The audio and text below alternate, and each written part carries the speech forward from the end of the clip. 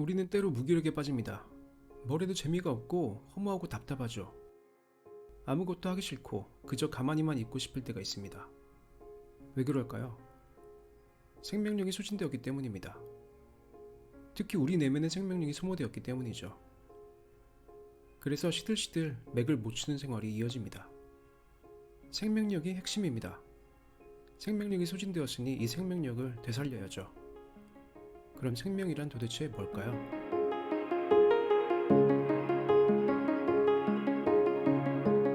생명을 어떻게 정의할 수 있을까요? 살아있다는 것은 무엇일까요? 언뜻 쉽게 답할 수 있을 듯 하지만 막상 답하려고 하면 그리 쉽지 않은 문제입니다. 일본의 생물학자 후쿠오카 시니치는 자신의 책 생물과 무생물 사이에서 생명을 이렇게 정의했습니다.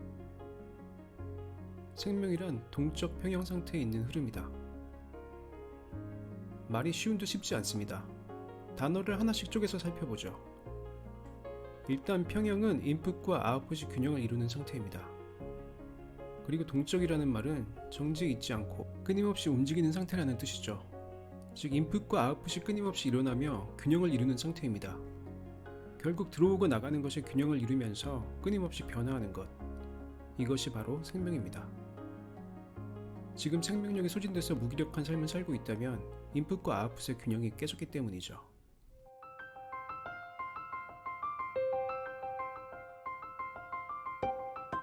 생명의 핵심은 균형과 변화입니다. 이 균형과 변화가 제대로 이루어지지 않으면 죽음을 맞게 되죠. 이런 생명의 핵심 요소는 육체적인 것만이 아닙니다. 정신적, 내면적인 측면에서도 마찬가지죠. 인풋은 없는데 아웃풋만 많은 사람은 점점 아웃풋이 떨어질 수밖에 없습니다. 충분히 배우고 공부하지 않은 채로 말과 행동이 앞서는 사람의 아웃풋은 점점 빈곤해지죠. 인간관계에서도 친절을 받기만 하고 상대방에게 되돌리는 아웃풋이 없다면 그 관계는 지속될 수 없습니다. 돈도 인풋과 아웃풋이 적당히 균형을 이루어야 하죠. 벌어들이는 인풋 없이 소비만 하는 아웃풋이 많다면 당연히 파산할 수밖에 없죠. 공부도 마찬가지죠. 배우기만 하고 활용하지 않는 지식은 잠시 기억에다 사라지는 휘발 속 메모리에 불과합니다. 인풋만 있고 아웃풋 없는 지식은 금방 생명력을 잃게 되죠. 지식을 현장이나 생활 속에서 직접 활용하거나 아니면 자신이 배운 것을 다른 사람에게 직접 가르쳐보면 지식이 지혜로 전환되며 더 깊이 이해하게 됩니다. 생명력 있는 지식은 이렇게 아웃풋과 함께해야만 가능하죠. 요즘 흔히들 겪는 공황장애도 이런 인풋과 아웃풋의 불균형입니다. 인풋할 시간 없이 끊임없는 아웃풋에만 매달린 결과로 생명력이 깎여 나가고 결국 아무것도 할 수 없는 정신적 탈진 상태가 되고 마는 것이죠. 직장인들이 경무에 시달리며 흔히 겪곤 하는 번아웃 증후군도 마찬가지입니다. 인풋 없이 아웃풋만 강요당하는 상황에서 어쩔 수 없는 결과죠. 그래서 우리는 인풋과 아웃풋의 균형을 잘 유지해야만 합니다.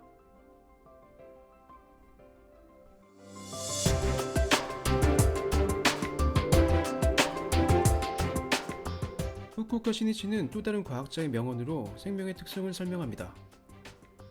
질서는 유지되기 위해 끊임없이 파괴되지 않으면 안 된다. 생명은 질서 또는 균형을 이룬 후에 그대로 유지만 하는 것이 아닙니다. 균형을 이루는 동시에 변화가 이루어져야 하죠. 이 변화는 때로는 파괴적일 수도 있습니다. 우리 몸에서는 인풋된 영양분으로 새로운 세포를 만들고 병든 세포나 불순물은 파괴되고 분해돼서 끊임없이 몸 밖으로 배출되는 변화가 지속됩니다. 정신적인 측면에서도 마찬가지죠. 변화가 수반되어야만 합니다. 새롭고 바람직한 지식과 사상은 받아들이고 낡은 생각과 잘못된 사상은 파괴해야 합니다. 이런 변화가 제대로 이루어지지 않으면 꼰대가 되는 거죠. 그래서 균형과 함께 변화가 반드시 함께 이루어져야 합니다. 인풋된 지식으로 자신만의 새로운 아이디어나 작품을 만들면 균형을 유지하는 동시에 변화를 꾀할 수 있습니다. 우리의 정신, 내면의 상태를 생명력 있게 유지하려면 내면의 불순물, 분노, 슬픔, 갈등, 스트레스 같은 부정적 감정도 적절히 배출해야 합니다. 자신의 감정을 누군가에게 말하거나 일기로 써보거나 스트레스를 해소하고 부정적 감정을 깨뜨려 없애는 활동이 필요합니다. 그럼 이런 균형과 변화를 어떻게 삶에 적용할 수 있을까요? 몇 가지 예를 들어 살펴보겠습니다. 삶이 무기력하기만 하다면 어떻게 할까요? 인풋 아웃풋의 흐름이 부족하기 때문입니다. 조금이라도 자신감 있는 분야에 아주 작은 아웃풋이라도 만들어 보는 겁니다. 아직 그 분야에 인풋이 부족하다면 관련 책을 읽거나 강좌를 들으면서 인풋을 늘려볼 수 있습니다. 이렇게 인풋 아웃풋의 양을 조금씩 늘려가면 변화는 자연스럽게 찾아옵니다. 글이나 보고서가 안 써진다면 역시 인풋이 부족해서입니다. 쓰고 싶은 분야의 책과 글을 더 읽어야 하는 것이죠. 인풋은 충분한데 아예 시작조차 못한다면 시작을 안 했기 때문입니다. 아웃풋이 없었기 때문이죠. 일단 뭐라도 쓰는 아웃풋이 일어나면 자연스럽게 인풋과 아웃풋이 연결되는 흐름이 생깁니다. 일단 첫 문장이라도 끄적이며 시작하는 것이 중요합니다. 인간관계가 힘들다면 어떻게 할까요? 내가 받은 인풋, 즉 사랑, 친절만큼 충분한 아웃풋이 없었는지 혹은 반대로 상대방의 인풋이 부족한지 돌아봐야 합니다. 인풋 아웃풋의 양을 늘려볼 수도 있습니다. 혹은 더 친밀한 관계로 진전되거나 격식 차리는 관계로 바꾸거나 혹은 과감히 끊어버리거나 하는 아예 다른 차원으로 변화할 단계가 아닌지 생각해 봐야 합니다. 영어 실력이 늘지 않는다면 어떻게 할까요? 일단 절대적인 인풋의 양이 부족해서 그런 경우가 대부분입니다. 결국 리스닝, 리딩이라는 인풋이 충분히 돼야만 합니다. 그렇다고 인풋만 무적장해서는 영어가 늘지 않습니다. 스피킹, 라이팅 같은 아웃풋이 반드시 동시다발로 진행되어야만 하죠. 장기적으로는 인풋 아웃풋의 균형을 맞추되 구사하는 영어의 수준을 높여가는 변화도 반드시 필요합니다. 뱃살이 걱정이라면 어떻게 할까요? 너무 당연한 얘기지만 역시 균형이 깨졌기 때문이죠. 식사, 수면, 스트레스 같은 인풋과 운동, 신체 활동 같은 아웃풋의 균형을 맞춰야 합니다. 변화도 필요하죠. 나름의 기준, 즉 아웃풋의 기준을 올려가는 변화를 통해 뱃살을 파괴하는 겁니다. 다이어트에 이거 말고 다른 방법은 없죠. 이렇게 인풋 아웃풋의 균형과 변화라는 프레임은 삶을 살아가는 지혜로 활용할 만한 가치가 높습니다. 마지막으로 삶의 균형과 변화에 도움을 주는 활동들을 추천해 봅니다. 첫 번째는 독서입니다. 인풋에 이보다 좋은 활동은 없죠. 다음은 여행입니다. 일상을 벗어나 새로운 체험을 하는 자체가 바람직한 인풋과 변화를 가져올 수 있습니다. 세 번째는 대화입니다. 대화는 인풋과 아웃풋의 균형을 이루는 좋은 활동이죠.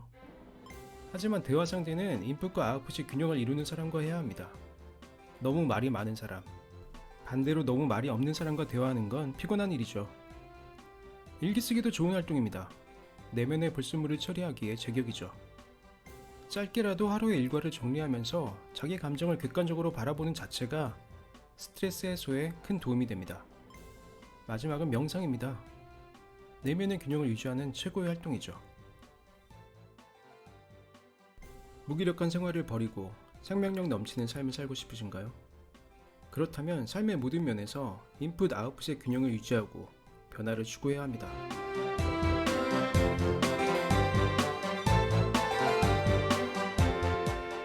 불균형 속에 안주하려는 네모에 갇혀 있습니까? 그 네모를 깨세요.